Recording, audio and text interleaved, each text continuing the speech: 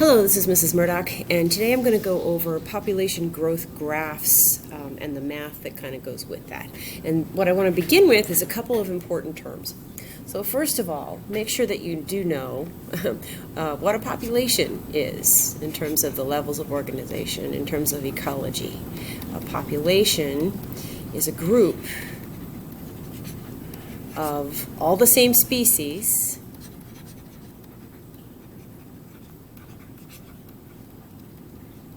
living in one area, living in one ecosystem.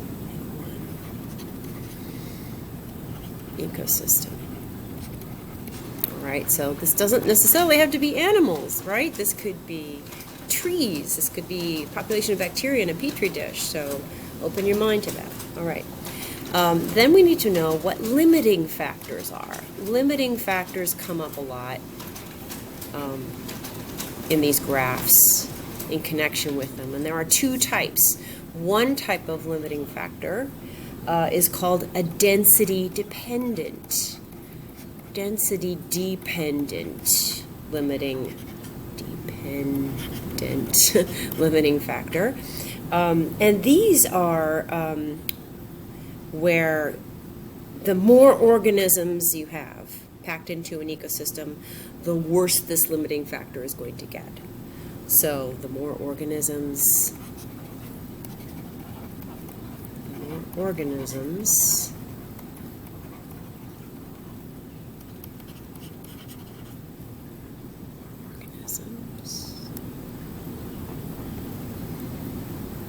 in the ecosystem, the larger the effect. Larger the effect of this factor. So for example, what we're talking about are things like disease. Disease, because the closer the animals or creatures are to each other, the more likely they're going to contract the disease from each other. So that's a density dependent factor. Other things like predation, right? The more prey species there are, the easier they're going to be to catch. Or the more predators there are, the easier the predators are going to have a time catching their prey. Predation. Competition for food and space is a big one. Competition for food and space. The more creatures there are, the more they're going to have to compete for a finite amount of food and space. Ecosystems have a finite amount of those resources. So these are density-dependent limiting factors. The second type, you might be able to predict, would be density-independent. Density-independent limiting factors. And these are the number of organisms doesn't matter, right? You have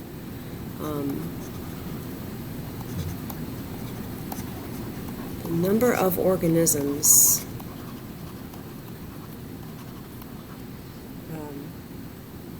does not affect. Pull this up a little bit. This has no effect on this factor.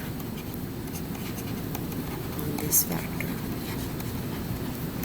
It's what this really means is it's equally serious for all individuals, regardless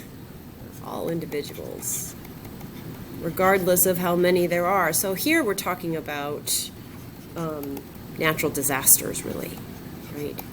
Natural disasters. It doesn't matter if there's 2 mice in the field or 100 mice in the field. If a volcanic lava flow covers the field, they're all dead, right? So things like, volcanic eruptions, really bad storms, floods, fire, temperature, right? temperature increases or decreases that go outside of the range of the survival range of that organism, it's going to kill them all, no matter how many of them are there. Okay, so there's that. Okay, so we have finite resources in any of these. So now let's look at the types of graphs that you might get. So let's just...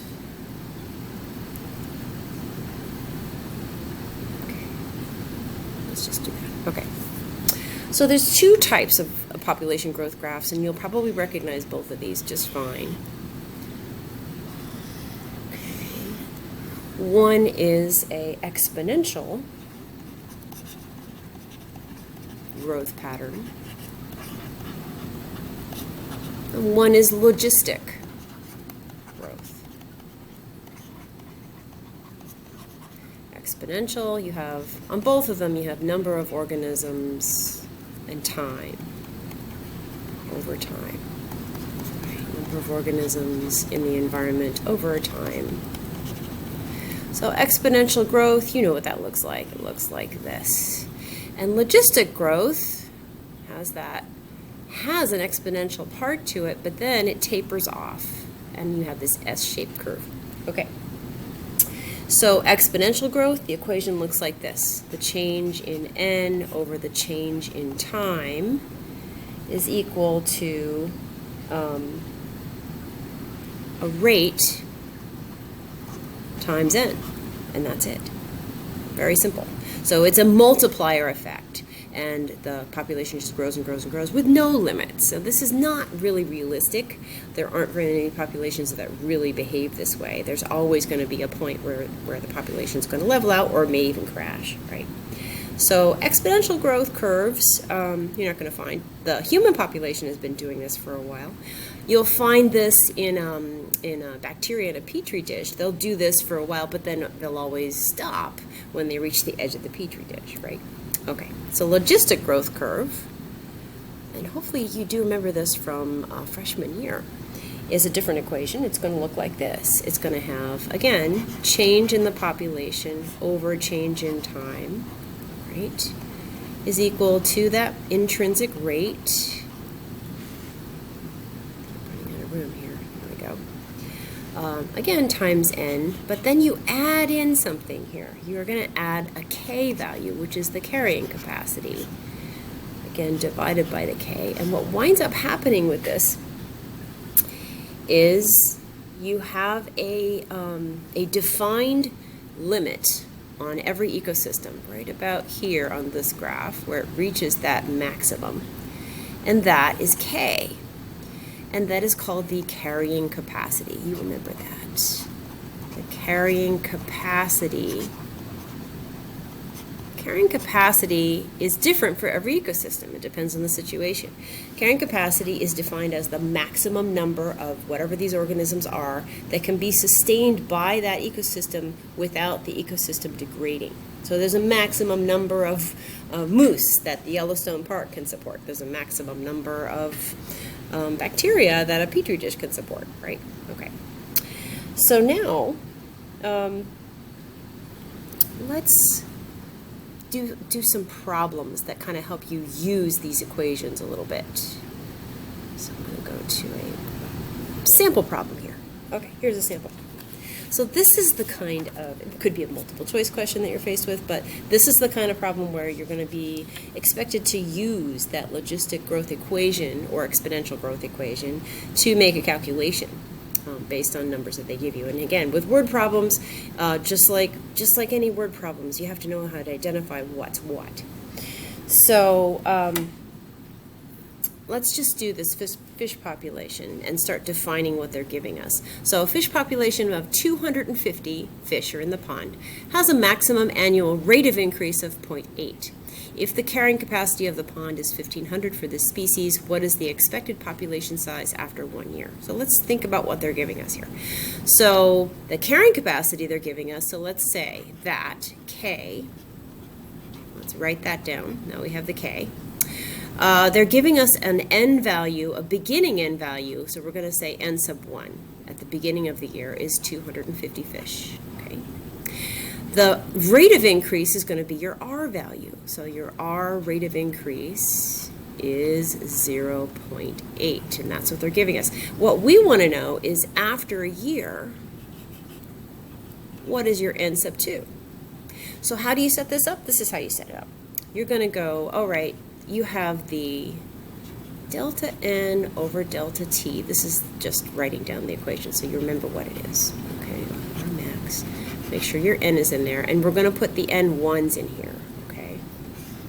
Then your carrying capacity minus N1 over K, and there, that's what you need to fill in. Where does that N2 come in? That's your delta N over here. So what we're going to do is we're going to say N2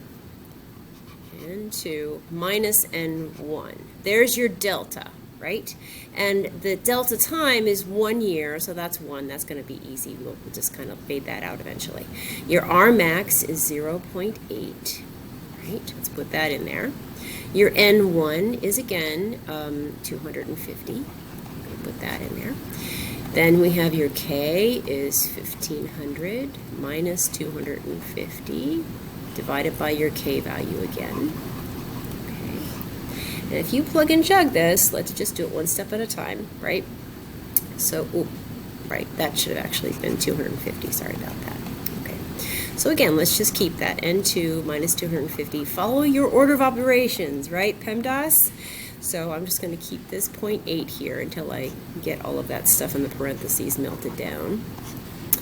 That big parenthetic thing, if you do that with your calculator, you should get 0.83. There, that's nicer to deal with there. All right, I'm going to pull that down, and if you plug and chug it all down, and then you subtract 250 from both sides to isolate your N2, that final population that they're looking for should come to 417 fish.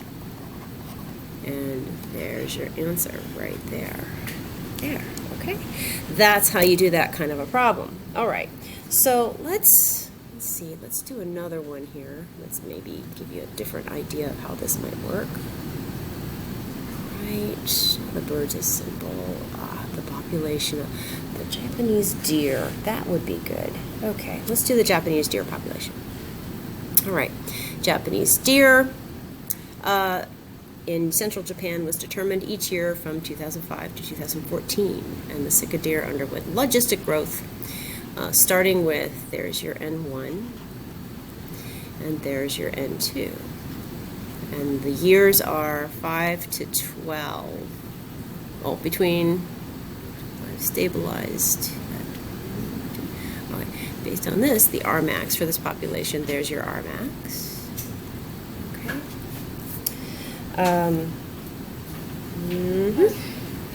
And then if deforestation occurs, producing more grasslands, and they give you all kinds of interesting, they're temporarily going to increase your carrying capacity on you, all right, to this, all right? So this was actually your original carrying capacity, sorry about that. There's your N1, and they want to know the new population size. They want to know N2 with the change in carrying capacity, all right. So, again, you're going to fill in the blanks here. So I would go N2 minus the 58,000 deer that you're starting with. And again, the year is 1 year, so I'm not even going to worry about that. Your R value is 0.57, and they said that didn't change, so we're going to leave that. We're going to put 5,800 in there. 8,000 in there, sorry. We're going to put the new K value in, minus